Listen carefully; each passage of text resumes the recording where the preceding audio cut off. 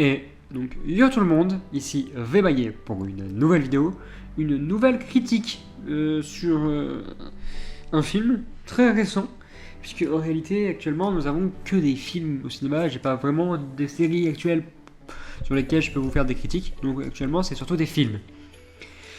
Et d'ailleurs, c'est assez spécial puisque comme vous voyez, je suis plus aussi actif qu'avant. Mais comme je l'ai annoncé au début d'année, c'est normal puisque j'avais dit que je n'allais plus me forcer à faire des vidéos. Puisque maintenant je n'ai plus le temps réel de me forcer à faire des vidéos. Donc pour l'instant, je préfère prendre mon temps. On se retrouve tous les lundis à peu près. Et certains jours fériés aussi quand je peux. En stream, si on veut la chaîne Disno. Donc c'est là où vous pouvez me retrouver le plus facilement. Et bien sûr en convention, puisque je serai du coup à la Japan Tour cette année, avec l'association Micro sur la moustache. Et j'étais avec la Monkey Convention là aussi en mars. Donc pour l'instant la chaîne est assez peu active, elle reste active quand il le faut. Typiquement je voulais à une époque vous faire une critique sur Mission Impossible The Final Reckoning, mais je l'ai vu très tard. Et je me suis dit que c'était plus trop le moment de le faire, contrairement à ce film que j'ai vu du coup à sa sortie. Et sur lequel du coup je peux vous faire une critique et qui sera une critique qui sera dans l'air du temps, qui sera du coup au bon moment. Et pas sortir tard comme je l'aurais pu faire pour Mission Impossible, ce qui n'était pas très intéressant pour moi ni pour vous. Et je pense que j'aurais été d'ailleurs la dernière des personnes à faire une critique sur ce film, donc c'était pas très intéressant. Du coup, le film sur lequel on va avoir une critique aujourd'hui, c'est un film sorti le 4 juin 2025, et c'était d'ailleurs hier au moment où je tourne la vidéo, qui est réalisé par Len Wiseman, qui fait partie de l'un de l'univers. Et d'ailleurs, je pense que vous avez tous très bien compris que je parle du coup du film Ballerina, qui est du coup fait partie de l'univers de John Wick, et qui nous raconte l'histoire du coup d'une ballerine, donc d'une personne de la Rosca-Roma, comme on pouvait s'y attendre. Bien sûr, ça reste une critique avec spoil, mais ça je ne le dis plus tout le temps parce que je pense que vous avez très bien compris l'univers de la chaîne. Et j'ai envie de changer un peu les règles de ma critique cette semaine, et enfin d'ailleurs maintenant, pour cette vidéo aujourd'hui, puisque je vais vous parler de l'héroïne principale à la fin de la description des personnages. Et ensuite on parlera bien sûr des scènes d'action et de tout ce qu'il y a de basique, puisqu'il y a quand même quelques trucs à dire sur ce film, même si ce ne sera pas la critique la plus longue, et peut-être même l'une des moins longues que vous aurez cette semaine.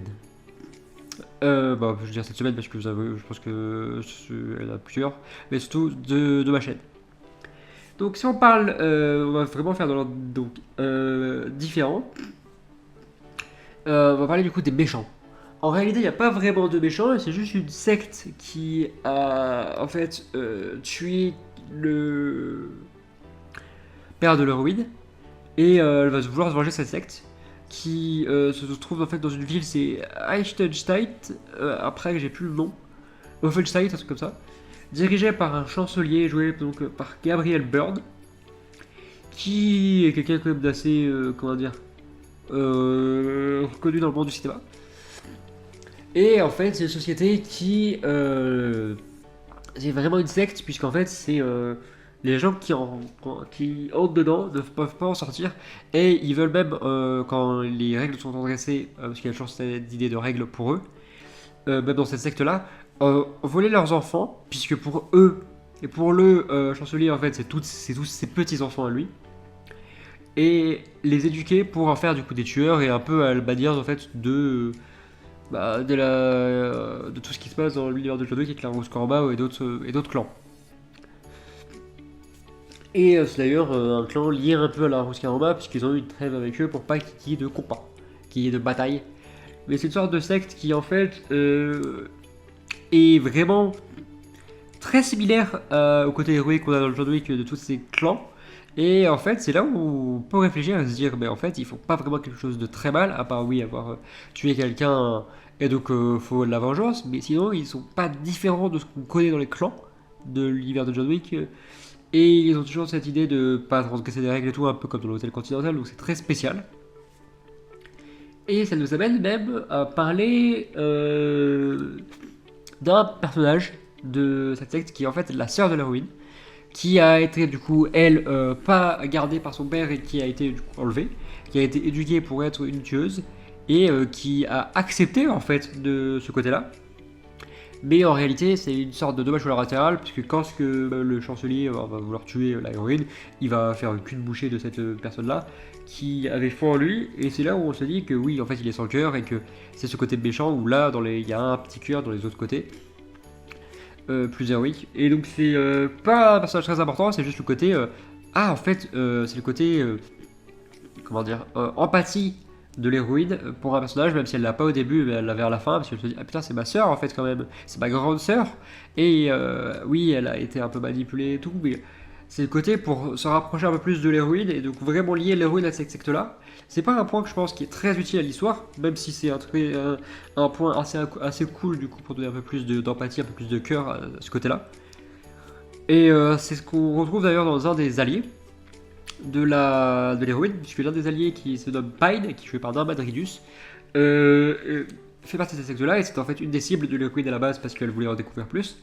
Et en réalité, lui il veut sortir de cette secte, il veut protéger sa fille qui s'appelle Ella et qui va finir par être en fait enlevée par ce chancelier à cette secte là et qui va en fait au début elle veut le tuer et en fait elle va comprendre qui il est, elle va se rendre compte qu'il y a un côté bon chez tout le monde n'est pas ni blanc ni noir, donc il peut avoir un mec qui était méchant et qui en fait essaie de sortir ce côté méchant et être un peu plus dans le côté héroïque, et elle va du coup l'aider à sauver sa fille et comment dire, en voulant l'aider elle va se faire avoir et la fille va se faire enlever. Et ça va être toute cette histoire où à la fin elle va devoir aller. À la fin elle va juste vouloir accomplir sa mission. En plus de cette vengeance, donc ramener la fille à son père, c'est ce qu'elle va faire. Hein. Lui qui, on le pensait mort parce qu'il s'est pris plusieurs balles et en fait il est à l'hôpital, il est en vie. Norman Reedus est quand même connu pour être un mec assez costaud, donc pour le tuer c'est pas facile. Et c'est ce côté où en fait, oui ok, il n'y a pas que des bons côtés, il n'y a pas que des mauvais côtés. C'est assez spécial. C'est un truc plutôt cool d'ailleurs qu'on retrouve avec la Rouska-Roma. Et c'est d'ailleurs, c'est en parlant de la Rouska-Roma que je peux vous parler du coup des personnages de l'univers de John Wick qu'on revoit. Donc on revoit la directrice de la Rouska-Roma qui va du coup prendre la jeune fille, encore enfant, pour en faire une ballerine. Et l'intérieur de la Rouska-Roma, elle va avoir le tatouage à la fin, elle va devenir une tueuse, un peu à John Wick. Elle va vraiment être liée à la Rouska-Roma. Mais cette Rouska-Roma, il semble qu'en fait, elle est pas si bien que ça parce que, eh bien, à la fin, elle met un contrat sur sa tête parce qu'elle aurait transgressé leur règle à elle, qui était de ne pas s'impliquer dans un cas de vengeance, de ne pas s'attaquer du coup à cette secte méchante qui était en fait liée à eux.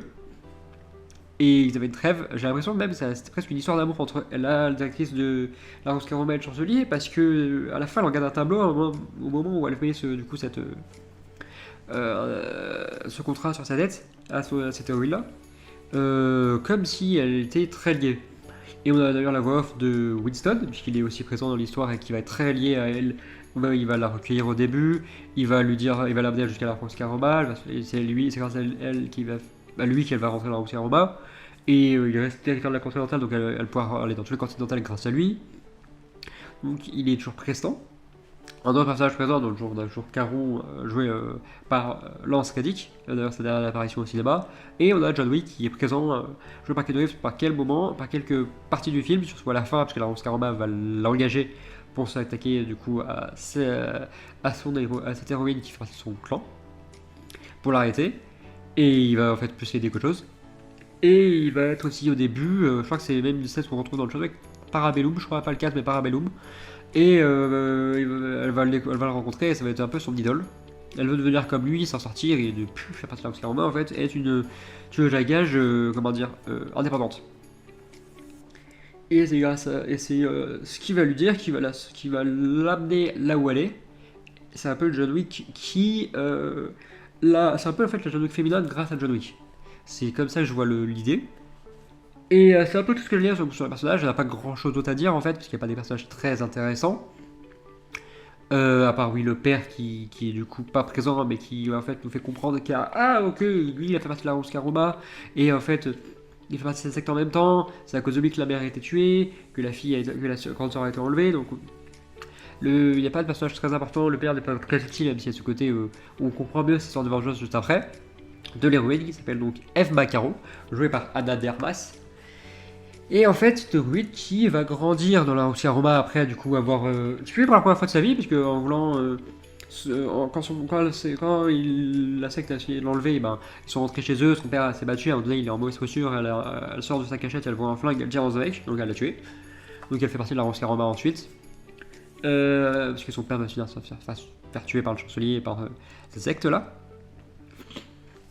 Et on va la voir grandir, elle va devenir une ballerine, elle va se battre en combat, elle va tout faire pour... et en fait, c'est elle qui va devenir l'héroïne, enfin la tueuse de cette nouvelle... comment dire, des nouveaux élèves, de cette nouvelle classe d'élèves, parce que elle a ce côté vengeur, côté très tueur que ses amis n'ont pas, et qui sont meilleurs qu'elle, qui sont des meilleures ballerines qu'elle, mais qui se battent moins bien qu'elle, qui n'ont pas cette rage que du coup Eve a, dû du coup à cette vengeance qu'elle a vraiment. Et elle reste une personnage assez intéressant, qui du coup saigne, qui aime, qui n'est pas vraiment, qui accepte les actions humaines de la Russia Roma, donc les règles, qui accepte aussi de se battre, de changer les règles pour en fait, vu que c'est une fille et que du coup elle va beaucoup se battre contre des mecs, bah, elle aura toujours des avantages, donc elle va changer les règles pour être à son avantage.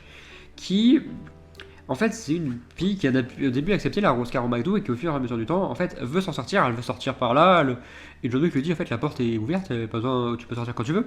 Et il avait raison parce qu'en fait elle a juste eu besoin de cette quête de vengeance après avoir rempli plusieurs contrats, parce qu'elle l'a découvert du coup dans ce contrat, dans un contrat qu'elle devait remplir, un ennemi qui avait cette marque du coup de la secte, et ça va la ramener du coup dans à cette secte là, cette vengeance qu'elle veut vraiment avoir. Et du coup, elle va se barrer en fait. Elle va pas plus écouter les règles de la directrice, elle veut plus vraiment faire partie de la Rose Caramba, donc elle va faire les choses à sa manière. Et, on voit d'ailleurs qu'elle n'est pas invincible, comme John Wick d'ailleurs, puisque elle se fait facilement casser la gueule, facilement prend facilement des coups, mais elle a cette rage, elle arrive toujours à s'en sortir et à se venger, et à gagner d'ailleurs tous ses combats. Et c'est une personne qui comprend les règles, puisqu'à un moment donné, elle va se faire arrêter dans le continental parce qu'il y a eu des coups, il y a eu des attaques. Et elle m'a dit ah mais j'ai rien fait, moi j'ai bien compris les règles du continental, je sais qu'il faut rien faire. Et elle a eu raison parce qu'elle avait rien fait, donc elle va s'en sortir grâce à ça. Donc elle comprend très bien les règles, mais en soi elle les respecte pas, puisqu'à la Rose Caramba il y a des règles qu'elle ne respecte plus parce qu'elle veut vraiment se venger. Elle va organiser en quelque sorte un traité avec le chancelier de vieux de milliers de siècles, parce qu'elle veut se venger. Et à la fin, heureusement qu'il a été mort, sinon il y avait une guerre entre les deux sectes. Et c'est comme ça que du coup à la fin elle va avoir un contrat sur sa tête. Et ça fait penser un peu où on retrouve avec ce ballerina une fin de film qui nous rappelle beaucoup John Wick 2, à la fin de John Wick 2, qui nous rappelle du coup à John Wick 3 Parabellum, où John Wick était en fait avait transgressé une règle dans Continental et était du coup avec une tête un contrat sur sa tête. Et c'est ce qu'on va, si on a ballerina 2, je pense que c'est ce qu'on peut retrouver avec celle-ci. Et c'est beaucoup de similitudes, c'est long, on se rend compte que c'est presque un copier-coller de John Wick, mais version femme avec quelques différences. Mais ça reprend beaucoup de codes de John Wick chez une femme. Et c'est ça qui est peut-être un peu triste, puisqu'on s'attendait à plus d'innovation. Mais c'est un spin-off sur un personnage qui ressemble beaucoup à John Wick. Et c'est là où on se rend compte qu'en fait chaque clan est presque pareil. Et que chaque membre de chaque orgage se ressemble beaucoup. Et c'est assez intéressant dans ce point-là, mais ça reste triste, puisque moi j'en ai à plus. Et je voulais pas un John Wick bis, mais chez une femme en fait. Je voulais pas une femme qui devienne John Wick. Un peu comme si on faisait la même chose que James Bond, mais avec une femme qui jouait James Bond et qui était la même chose. Il faut qu'il y ait des similitudes, il faut qu'il y ait un changement, parce que c'est pas la même chose. John Wick c'est un homme. Là, si on le voit dans le combat que c'est un peu différent, c'est spécial. Et ça me ramène d'ailleurs un peu à l'action. Donc on a pas mal d'actions, beaucoup d'armes, beaucoup. Il y a des scènes d'action au lance-flamme, contre d'ailleurs à un moment donné, lance-flamme F contre un des membres du coup de la secte. Et elle va plus avoir de feu, donc qu'est-ce qu'elle fait? Elle prend un tuyau d'eau et c'est bataille Géodo contre eau. Elle va d'ailleurs, c'est à ce moment-là que John Wick va d'ailleurs l'aider en mettant une balle dans le lance-flamme du l'ennemi, qui bim explosion. Et oui, elle va se battre beaucoup avec des armes, avec au corps à corps, avec des grenades. Elle se jette pas à lancer des milliards de grenades dans une boutique. Et après elle dit excusez-moi, voilà, c'est un peu drôle, excusez-moi d'avoir tout défoncé, mais en fait elle met des grenades partout. Et au niveau action, on est plutôt bien servi, avec de la très bonne action. Et c'est un peu la seule chose qui ressort du film, l'action, puisqu'il n'y a pas de décor très impressionnant. On a des décors, le Continental, on le retrouve de Los Angeles, je crois, de John Wick, il n'y a pas de changement. Il n'y a pas de la ville où elle est, c'est pas vraiment spécial. Il n'y a pas vraiment de très beaux décors, contrairement à beaucoup d'autres films. Et un autre point, c'est que niveau musique, en fait, t'as pas de musique impactante. C'est juste, comment dire, du rock au moment de l'action, mais rien d'autre, c'est pas de musique impactante. Donc en fait, à part l'action et l'histoire, il n'y a pas grand chose d'autre d'impactant de ce film-là. Et c'est triste parce que j'attendais vraiment un mieux. Mais en tout cas, c'est un plutôt bon film sur le John Wick. On s'attendait beaucoup à Ballerina et il a pas déçu à la dernière base, c'est très intéressante. C'est pas le gros film auquel je m'attendais, c'est pas un film auquel je mettrais une note de. Si je dois mettre sur 20, je dirais un 14-15. Il y a beaucoup de points, mais c'est un bon film quand même à voir au cinéma, qui est très conseillé si vous aimez bien l'univers de John Wick, et qui prend beaucoup de codes des films et qui s'inspire beaucoup des films. Donc c'est pour ça qu'il faut bien avoir vu les films pour comprendre Ballerina, surtout le John Wick 1, 2, 3 et un peu le 4, c'est peut-être utile. Mais voilà, c'est pas impressionnant. Et voilà, c'est une note de 15 auquel je donne. Donc un bon 6-7 sur 10, mais c'est pas le film de l'année, j'en ai vu des meilleurs. C'est un bon film, je sais pas si je le verrai plusieurs fois, mais c'est un bon film que je peux conseiller si vous aimez l'univers de John Wick, si vous aimez Ana de Armas d'ailleurs. Et si vous aimez John Wick, en fait, vous allez juste retrouver beaucoup de similitudes avec John Wick, mais avec une femme. Et c'est le point du coup négatif du film. Et on le retrouve d'ailleurs du coup avec cette histoire où s'il y avait Barilla 2, ça fait penser beaucoup à John Wick 3. Donc on prend la même chose, là on aurait pu beaucoup plus évoluer. Donc ce manque d'innovation est une vraie erreur pour moi. Et là où je dis 15, ça peut même baisser plus à 14 sur 20 en fait cette histoire, et donc être plus proche du 6-7 qu'autre chose. En tout cas, voilà, c'était une petite critique assez sympa sur Ballerina, et j'espère que le film vous plaira et que vous a plu. D'ailleurs, vous pouvez toujours me donner votre avis en commentaire et aimer la vidéo si vous voulez, si vous avez déjà aimé ma critique. Vous pouvez la partager si vous pensez que ça peut plaire aussi à vos amis. Et on se retrouve bien sûr plus tard sur Twitch pour continuer l'aventure de Welland Snow sur Assassin's Creed Shadows. Et c'était Vémaillé pour une nouvelle critique, et ciao tout le monde!